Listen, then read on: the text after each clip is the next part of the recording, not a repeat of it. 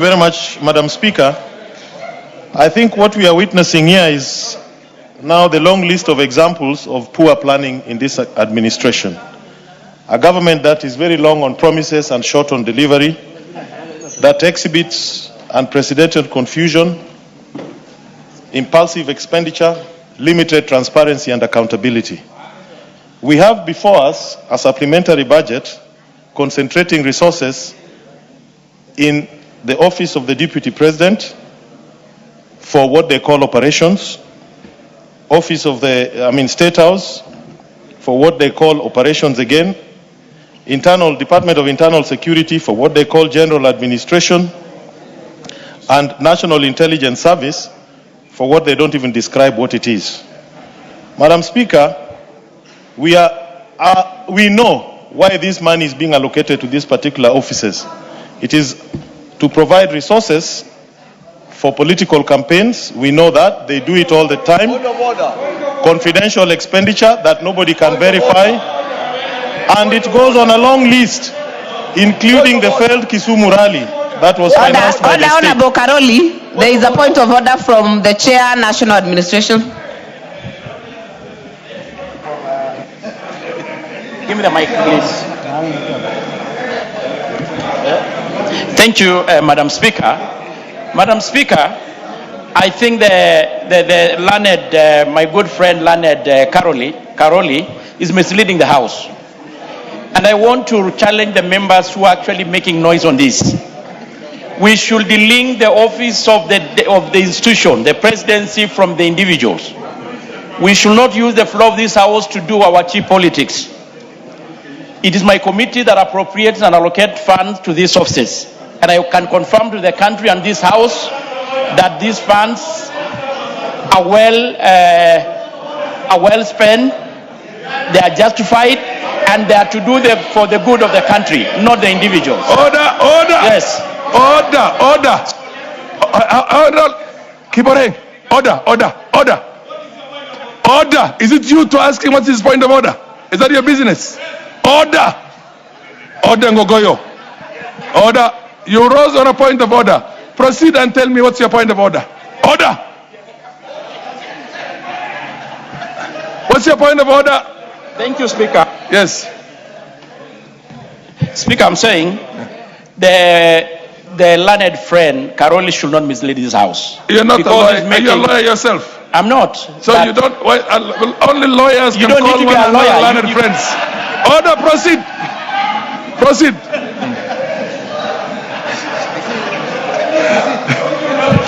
He's my friend, but he's not learned. Honorable Speaker. Okay, yeah. The solution being offered is as bad as the problem itself. Mr. Speaker, wise men have told us before that life under good government is rarely dramatic. The life under a bad government is always so. Honorable Speaker, we are being told that there's money here being allocated for the completion of the stadiums that are being built for AFCON. Let me tell the world, the Talanta Stadium, which they want to name after our great leader Raila Amolo Odinga, is itself an example of how corrupt and how inept this government is. That particular stadium, the original costing was 18 billion. It was revised to 32 billion by University of Nairobi. Today, that stadium is costing $342 million. What's your point of order, Honorable Dawood? Order. Honorable Dawood, what's your point of order? Mr. Speaker, yes. Honorable Caroli should substantiate when he said that this money is going for political campaigns. Can he substantiate which political campaigns is he talking about? Honorable Speaker, there is a schedule here. The 200 million to the office of the Deputy President is order, Honorable Caroli, the majority leader is on a point of order. Order.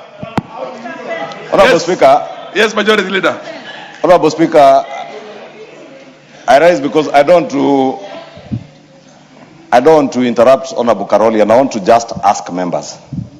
Honorable Caroli has his right to say whatever he wants to say. And Honorable Speaker, we are degrading the image of this House. Thoroughly.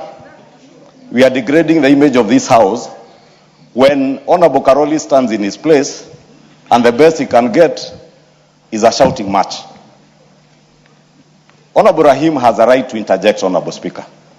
And you have given him the right to interject. He will interject for a minute, then Honorable Caroli continues. The member for Kajiado North is there shouting at the other one, you sit down. And Honorable Speaker, you have rightly told the member for Kajiado North, Honorable Ngogoyo, you are the one presiding the House. I really want to beseech you, members. Let us not degrade ourselves to the level we are degrading ourselves, to a level worse than county assemblies, honestly. We should allow, this is exactly what I'm speaking about. Honorable Speaker, Yes. it speaks volumes to a member's maturity level. When you can't have the temerity. Honorable Ngogoyo. Order, Honorable Majority Leader, order. Honorable members, I want this House to have the dignity that it deserves. I had told you before yesterday, I'm not going to give anybody the honor of sending him out of the House, because maybe they would appear on the headlines, and that might appeal to people outside the House. The dignity of the House must be protected. But I'm going to change that now. If I hear any shouting matches here, and somebody without deferring the responsibility of maintaining order in the House to the Speaker, or the Chair for that matter, decides to go on a shouting match across, I'm going to send you out of the House. And I can tell you one thing. I've done that many times before. And I will be willing to do it again. Honorable members, each one of you will get an opportunity. Honorable Ngogoyo, you had your moment. You contributed. You're going to contribute again to this motion if you want. Anybody who has it, order. Anybody, order.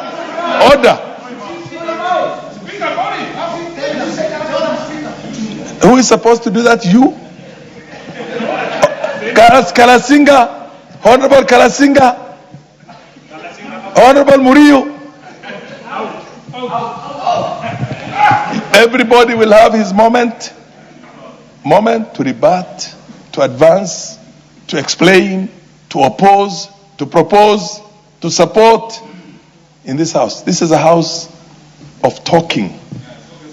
But it's a house of ideas. It's not a house of shouting matches. So let us maintain that dignity. Proceed. Honorable Speaker, I really thank the Majority Leader for those wise words. Unfortunately, he has set the bad precedent himself in this House. He spends a lot of time addressing imaginary enemies and wasting our time here. Anyway, Honorable Speaker, as I was saying, what we have here, and I'm looking at the breakdown, there's a long schedule here. When you look at the expenses, if this was a serious government, they could have contemplated some of them when they were making the main budget. There's nothing we can call emergency here, or something that is so special. And the large amounts of resources are allocated to areas that are traditionally known for opaque expenditure and lack of accountability.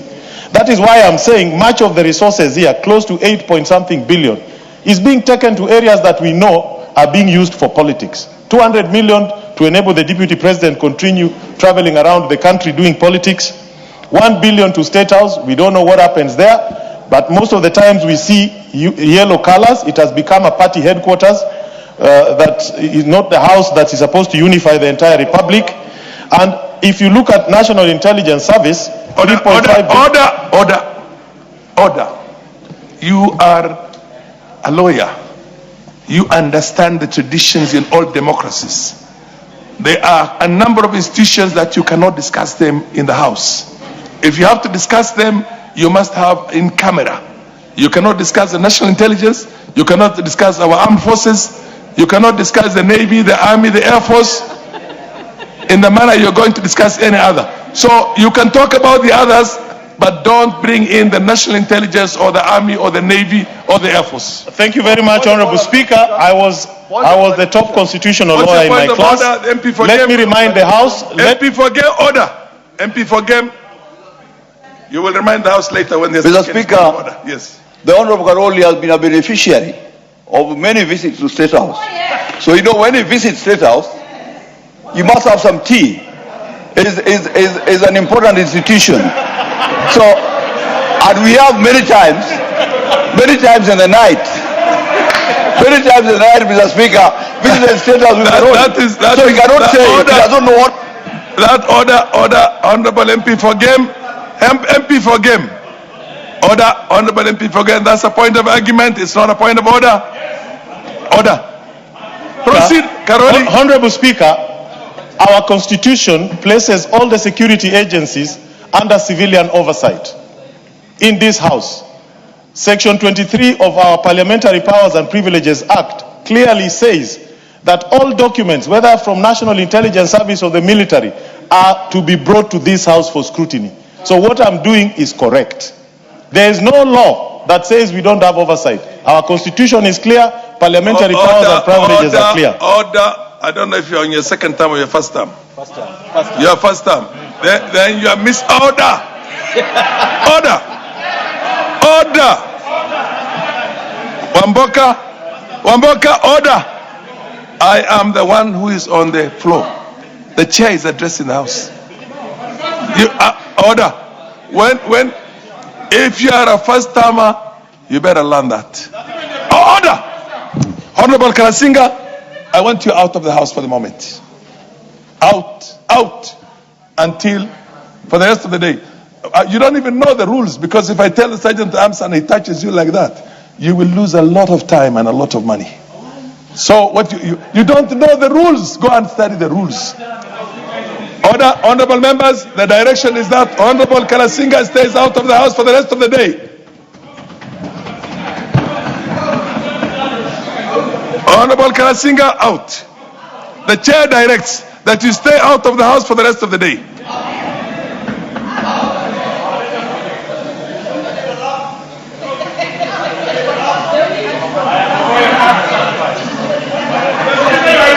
Order. No business will be transacted until you are out of the House. Order.